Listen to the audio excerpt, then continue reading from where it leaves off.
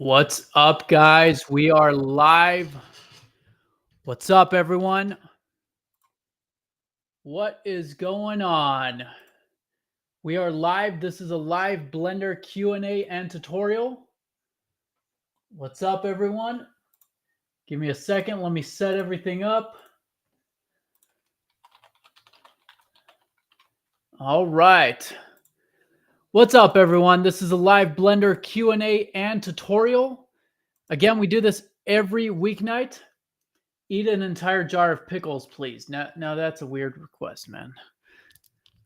Unfortunately, it's not that kind of live, but yo, what's up, Tactical Waifu?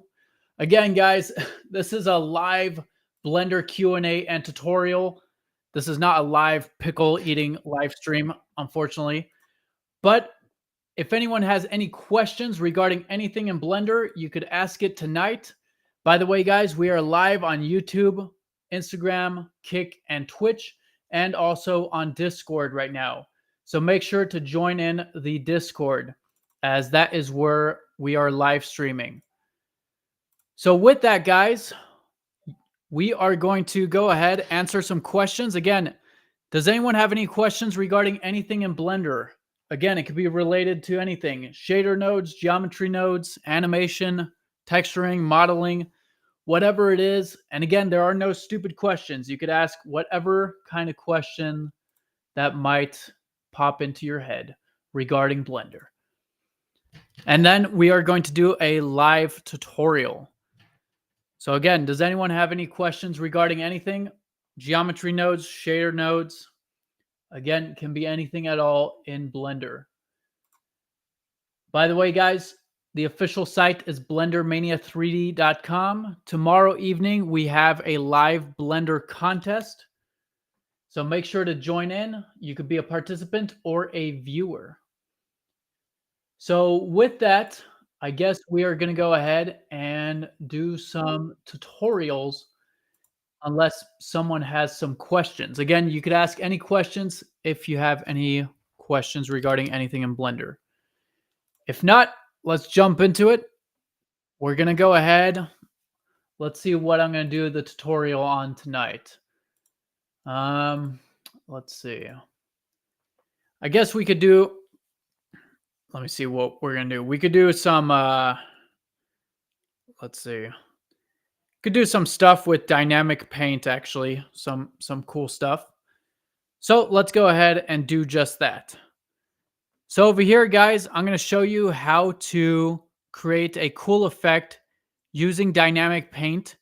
And if you have, for example, things being thrown across the wall, and it basically scratches up the wall and messes up the wall and the paint.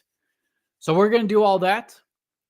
So if you want to follow along, just go ahead and open up Blender. And let's get right to it. So first things first is here, I'm going to go ahead and create a wall. So I'm going to hit Shift A, add a plane. And I'm just going to rotate this by 90 degrees. In edit mode, scale it up. And I'm going to bring this over here like so. And then, of course, we want a floor. So I'm going to extrude the bottom right here. So basically, we have a floor and a wall. Once again, we're going to make it so that a bunch of flying objects or objects that are thrown are going to hit the wall and kind of scratch up the wall and mess it up, which is going to be super sweet. So here, first things first is we need to have our objects that are going to be thrown across the wall. So let's say there is a strong storm or something, and we have a chair that is being thrown across the wall. So here, I'm going to hit Shift A. I'm going to add a cube, and I'm going to make a very, very simple chair. So I'm going to scale it on the Z-axis, excuse me. And then right here, just to make it easy on myself, I'm going to hit Control R, add loop cut right here, add loop cut right here, and I'm going to delete all of these vertices. And right here, I'm going to add a mirror modifier and mirror it on the X and Y, like so. All right. Then How to add mod like light effects. What do you mean by mods? You mean like using modifiers to create light effects, like strobing light effects or something? Let me know a little bit more if you could expand on your question, and then I'll get into that. So here I'm going to hit Control R, add loop cut right here and here. And then I'm just going to extrude this out like so. And then I'm going to apply the mirror modifier. Again, just making a very simple chair right here. E to extrude, and there we go. So here I have this very simple chair. Let me go ahead and scale this up a little bit, like so, and apply the scale. So now let's say, and again, guys, you could use this effect for many different things. You can use it for things that are being thrown across a wall and it destroys the paint or rips up the paint. Or if you have a creature scratching the wall or whatever you want. Again, this could be used for many different things. So right here on this chair, I want to go ahead and make the chair a rigid body. So I'm going to select rigid body. And right here for the floor, I'm going to select rigid body, but I'm going to change this to a passive. So now you can see that the chair gets thrown across like that. And this has to do with the shape. So right here, you can see that the shape of our floor is set to convex hull. So a lot of people don't understand or might not understand, especially if you're starting out, what convex hull is. So a convex hull, basically on rigid bodies, it's going to create an invisible shape around your mesh. And it's going to be this invisible shape that actually collides with your other rigid bodies. So convex hull right here is basically creating an invisible shape or mesh that contours your geometry with the least amount of vertices. So it's going to create a shape something like this. And if you want to see it visually, if I go to the geometry nodes here, again, you don't have to do this. Here, if I add a new geometry nodes and I get a convex hull node, you can see that right here. If I put this here, you can see that that's exactly the shape of the convex hull. So again, this right here, this shape for our rigid body has an invisible collision shape of a convex hull. So you can see why our chair is being thrown away, because the shape of the convex hull looks like this. And so it's not conforming to this mesh well enough. So we want to change this from convex hull to mesh right here. And you can see with mesh, it now works. Because what the mesh shape does is it's going to create an invisible kind of casing or shape or collision shape around your mesh that is exactly the shape of the mesh. So instead of the convex hull, you could imagine it looking exactly like this. It basically has the same shape as the mesh. Now, it does take more to calculate mesh as opposed to convex hull, but as you can see, we now get a better result. Very cool. All right, so now for this chair, we need to make it thrown across the wall. Again, you can imagine there is a tornado or something. So right here, we are going to throw it across the wall using some force fields. So right here, I'm going to hit Shift A, go to force field, and add a wind force field right here. With the wind force field, you can see that it has an arrow. This is the direction that the wind is blowing in. So right here, I'm going to hit RX or RY 90, rotate 90 degrees. And I'm going to hit RZ, rotate it a little bit on the Z axis, and position it here. If I now play it, you can see not much is happening because the strength is way too low. So I'm going to increase this strength quite a bit. Maybe I'm going to put it to 600 or 500. And now you can see that the chair is being blown across our scene. Pretty cool. Let me exaggerate this. Let me put it to 2000, not 200, 2000 right there. And there we go. We have absolute chaos in our scene. It's kind of reminding me of a Wizard of Oz with the chair flying off into the tornado. All right, now one chair is not good enough, so let's go ahead. I'm going to hit Alt-D, link duplicate it, and just create a lot of chairs right here. And now we have a bunch of chairs hitting the wall, which is pretty cool. So now we want these chairs to actually damage the wall and damage the paint on the wall. So how do we do that? Well, over here, what we're going to do is on our wall right here, we're going to add a dynamic paint physics right here. So dynamic paint. And right here, I'm going to make this one a canvas. So I'm going to click on add canvas.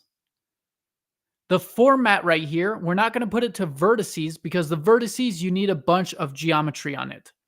So I'm going to change it to image sequence. This is going to make it so that we could basically create this paint on some images and load those into the shader editor. As opposed to vertices right here, if you have it set to vertex, you need a bunch of vertices for it to basically vertex paint onto it. So I'm going to select image sequence. Right here, you have the resolution of your images. I'm just going to leave it to the default.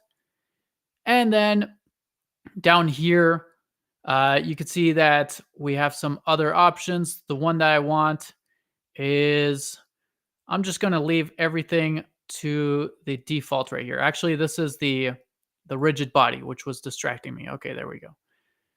Very cool. So now that we have this, we need to take our chairs, and on the chairs, we want to make them a dynamic paint, but we want to make them a brush. And I'm going to click add brush. Now for the brush, I want it to be a white color because I want to create a black and white mask to create the rip or the tear of the wall. So here I'm going to change the paint color. I'm going to go to RGB, left click and drag down. If you left click and drag down, you could select multiple channels, and I'm going to type in 1 to make it white. I'm going to do the same thing with the other chairs. And in fact, instead of doing that, I'm just going to reduplicate this one. That way I don't have to set all the other ones up again. So I'm just going to hit Alt-D, Alt-D, and Shift-Z, and there we go. All right, so we have our rigid body passive and our dynamic paint canvas and our rigid body actives and our dynamic paint brushes. Very cool. So now we need to make it so that these are brushing or painting the wall when they hit the wall. So I'm going to select this down here under output. This is where it's going to bake the textures or the images for the paint. Now I also want to unwrap this. So in edit mode, I'm going to hit U, and I'm just going to select, let me see how it unwraps if I unwrap it normally. U, unwrap. Yeah, I'm just going to hit U and unwrap. That's fine. All right. So here under UV map, I'm going to select my UV map. And then right here, I'm going to select a folder to output these two. So let me create a folder. I'm going to name it Paint Wall and click Accept. So right here, we have the frame start and end. You can see that these are ending on frame. I'm just going to say frame 40. So I'm going to put the end frame of this to frame 40 right here. And then I'm going to click on Bake Image Sequence right here. So Bake Image Sequence. By the way, guys, if you have any questions as I go over this, just go ahead. Feel free to ask it. Again, I'm showing you how to use dynamic paint in conjunction with rigid bodies to create a cool effect of, objects scratching up a wall. So right here, you can see that if I go to the shader editor and I go to material preview and click on new, right here out of the base color, I'm going to get an image texture node. And I'm going to click on open. I'm going to go to that folder, which was called Paint Wall, and I'm going to hit the A key to load all of these in. And now if I go ahead, the option we want to enable here is auto refresh. This is going to refresh all the images for every frame. And if I play this, you can see that right here, the chairs hit the wall. However, this is kind of like a comedic effect where the chairs are basically being imprinted on the wall, which is not really what I want. So right here, I'm going to go ahead and kind of rotate these a little bit differently because otherwise, yeah, we got a freaking cartoony effect going on. I want these to kind of scrape along the wall. So maybe let me clear the rotation of that. Maybe like that. Okay. And then, of course, you have to rebake it. So right here, I need to click on Bake Image Sequence, rebake these, and then hit the X button right here and reopen them. So right here, Paint Wall, Open Images, and right here, there we go. Now, you could see one issue is that it is not really painting on the wall as it should. And that's because for dynamic paint to work properly, it has to kind of intersect with the mesh. So the paintbrush has to actually intersect with the canvas. And you can see that right here with rigid bodies basically prevent it from intersecting. They make it act like they're physical bodies colliding. So what we're going to do here is we're going to fake the collision wall. So here with this wall and floor, on this one, I'm going to remove the rigid body. Then I'm going to hit Shift D to duplicate and Y, and I'm going to move this one slightly back and I can move it down a little bit. And on this one, I'm going to remove the dynamic paint and only have rigid body set to passive.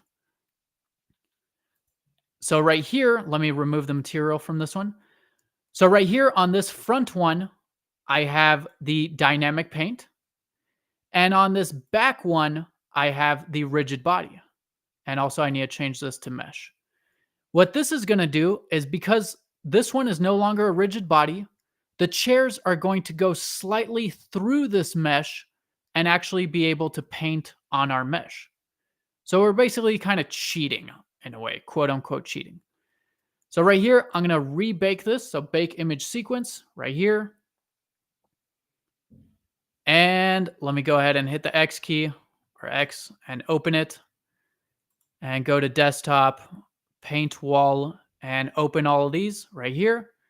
And now you can see that right here, it is going ahead and scratching the wall like that. Very, very cool. Now, again, not really the look that I'm going for. They're definitely rotated a little bit they're rotated a little bit too straight and not tumbling around. So maybe on this, I'm going to change this to a mesh right here. There we go. So again, the chair, we also want to change it to a mesh because you can see convex hull, it just kind of slides around, which is fine. But here with mesh, I get a little bit more of a kind of tumbling chair effect. Also, I think I had too many chairs in here, maybe. I'm going to go with 2, maybe. It's a little bit better. All right. Now, for the floor, I don't really want the floor to be dynamically painted, so I'm going to delete the floor right here. All right, so here, I need to go ahead and rebake this. So bake image sequence. And I could X that out and open this image sequence again. Paint wall, A to load them all. And now you can see that we got these chairs hitting and damaging the wall. How awesome is that? Now, right now, this is just a mask for the wall. Once again, you can see that the chairs, they hit the wall and it damages it. Again, you can use this effect, for example, if a monster is scratching your wall or clawing the wall, or if you have someone scratching the wall or an object hitting the wall, etc. But now we could use this as a mask. So, for example, here, I could go ahead and use this image sequence out of the base color. I could get a mix color node right here. And I'm going to plug this image sequence into the factor. So now anything that is black on the image sequence is going to be this color right here, which is the wall. So let's say the walls are blue, and anything that is white or the scratches is going to become white. Or I can make it red, for example. And now when these chairs hit the wall, you can see that the wall becomes red or like that. Or I can make this white, for example, so that it looks like the paint has been ripped off, as you can see right there. So now we have this cool effect of objects hitting another object and kind of damaging the paint on it. Pretty cool. Does anyone have any questions regarding any of that, by the way? Any questions? So again, with dynamic paint, you can use it with rigid bodies as well, which is super, super cool. And you could create some really sweet effects such as this, as you could see. Now, of course, we could go ahead and expand on this a little bit more. So for example, here, I could go ahead and let me out of, let's see, out of maybe I could get a, what is it called? A brick texture right here. And I could create a little bit more of a more complex texture right here. So I could change this to UV right here. And let me see how this looks over here, like so. And right here, we can make it so that it damages some bricks, basically. So right here, I'm going to go ahead and I want to change the row height. Let me put this to 0.5 and the brick width like that. Actually, I don't want that. Let me leave it to how it is. All I'm going to do is right here, the rotation. Let me go ahead and rotate it on the X 90 degrees like so. And then right here, obviously I could make these more of a brick color. So right here, out of the color, I could get a color ramp right there. We could also make the chair breaking upon impact on the wall, which can be pretty cool. Right here, I could get two different brick colors.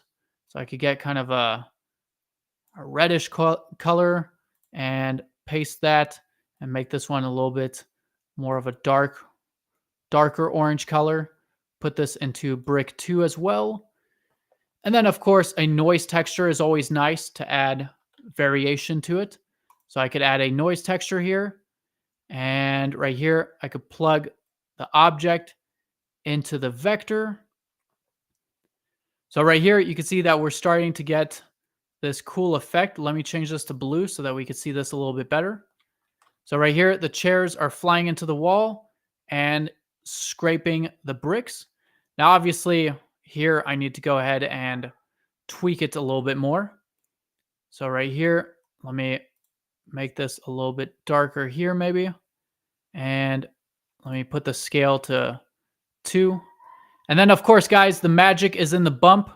So we could add a bump node right here and plug this factor into the height to give our bricks some bump. 5 hours later, bring the distance down to like 0.3. Obviously, bricks aren't shiny, at least for the most part. I could make the mortar a whitish color, white like that. And now, instead of blue like this, we can make it so that the bricks get a little bit more damaged. So, for example, I could put this color into B right here. And right now, it's going to be the same exact color. But I could get an RGB curves, for example, and drop this in between B and the color. And right here, 5 hours later, I could drag this down and kind of make the bricks where they get hit a little bit of a different color right here, as you can see. Now, that's not really the look I'm going for. There we go. Maybe something like that. Nope, not like that, like that. And then I could get a hue Saturation value, drop that in, and maybe bring the value down 5 hours later. So right here, it's not really adjusting it the way I want for some reason. Let me see. Why isn't it adjusting it the way I want? Even the hue is not working. That's strange. Let me check something. So right here, the value, yeah, it should be like so. There we go. I don't know. It wasn't updating for some reason. All right, bugs. So right here. Again, you could kind of tweak this however you want. This is not really what I'm going for right here, but for some reason the value is not really working how I want. We could desaturate it a little bit, like so, and then maybe add an RGB curves after. So right here, I could add an RGB curves, and I could darken it a little bit. So I could bring this down a little bit, like so, right here.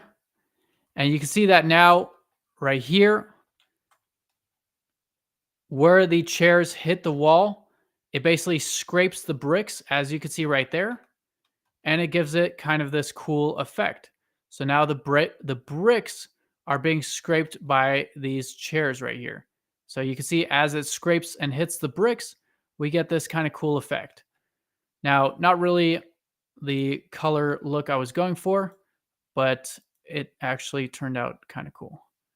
So maybe right here, we could go ahead and I'm not really sure why this doesn't go darker. Very strange. Let me see. Maybe it's my mask actually.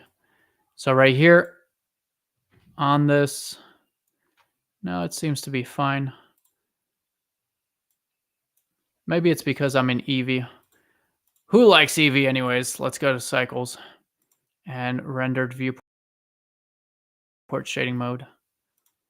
Nope, it's not that. But you guys get the point. You basically use dynamic to create some cool effects like this of, you know, rigid bodies interacting with different objects and actually making them scrape or creating cool effects like so. So, does anyone have any questions regarding anything I just went over? Any questions regarding anything? So again, right here, we have this right here. And again, you could create, for example, if a monster goes and scratches the wall or whatnot. Again, I don't know why the black color isn't doing anything. Very strange. All right, what's up? It's Kitty. So there we go. That is how you could use dynamic paint in conjunction with rigid bodies to create a really cool effect such as that. So let's say you have a wall that's painted blue and then there's a tornado or something and these chairs hit the wall and they scrape the paint off the wall, showing the color behind the paint.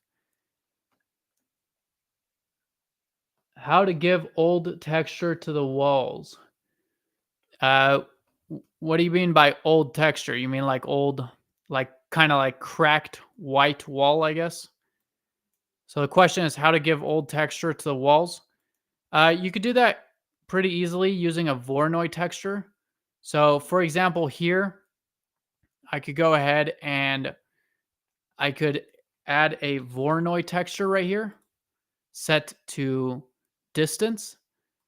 And right here, this Voronoi texture, if we change this Voronoi texture from F1 to distance to edge, it gives us this kind of cracking look. And then with this cracking look, we could actually distort these even more. So here I could hit Control T, add a mapping and texture coordinate with Node Wrangler enabled. And I'm going to change this to object. Then right here, I'm going to put the scale down to like 1 or maybe like 0.3. And then here I could distort these vectors. So I could hit Shift A, add a mix color right here. And out of B right here, I could get a noise texture right there. And this is basically going to distort the vectors even more so that they look more like cracks in the wall. I'm going to plug that into vector. And then here, let me change this from mix to basically right here. You can see at 0, we have the original vectors right here. And at 1, the vectors are distorted by this noise texture. However, you can see that currently as I move this, it's also shifting the texture. So I'm going to change this from mix to lighten.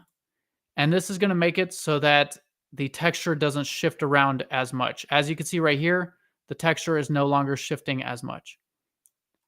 So I think right here, let me try generated instead of object as well.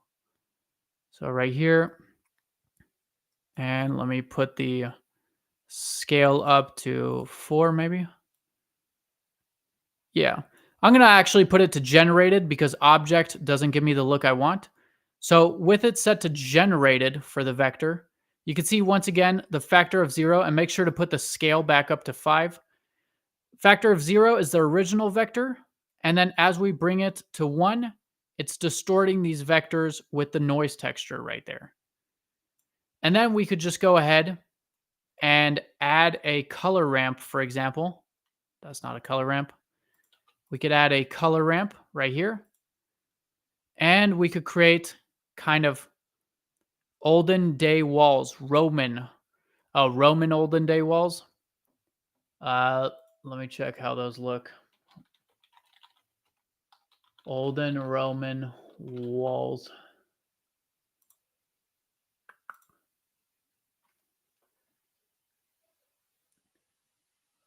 Yeah, I mean for old Roman walls, I would just use a PBR texture setup. So, for example, again, the question is how to make old Roman walls. I would use a PBR texture setup. So I would go to polyhaven.com.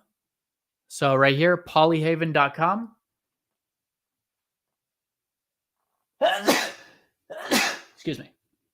And I would go to textures right here, and I would search for, let's see if they have Roman. Nope. So right here, I would just search for wall. And right here, you can see that there's a bunch of different wall textures. And here, I would just go ahead. Let's say you like this one right here, rock wall. I would just pick that one, click on download right here. And of course, you need to make sure to extract the folder. So right here, I'm going to go to the downloads. 5 hours later. So downloads. And I'm going to extract this. Extract all. Extract. By the way, guys, we do this every weeknight. Also, we have launched our Discord, so make sure to join the Discord. And right here, for example, I could delete all this if I want and hit Control-Shift-T with Node Wrangler enabled. And I could go ahead and load in the diffuse, normal map, and roughness and click principled texture setup. And you can see that right here, we now have the nice rock wall. So again, I would just do a PBR material for the ancient Roman walls because that will give you the nicest look. Hopefully that helps you. All right. Does anyone have any other last questions here before we end off? Any questions regarding anything? By the way, guys, once again, we do this every weeknight. And tomorrow we have a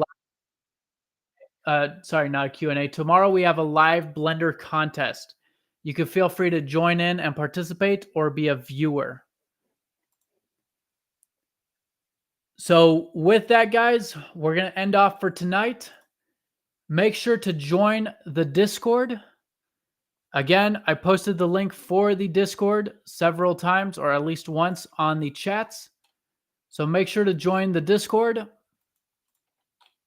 And we'll see everyone tomorrow for the live contest. Again, you could be a participant or a viewer. So we'll see everyone tomorrow. Again, if you want to see the recording, it will be on Blender Mania on YouTube. So see you tomorrow, guys.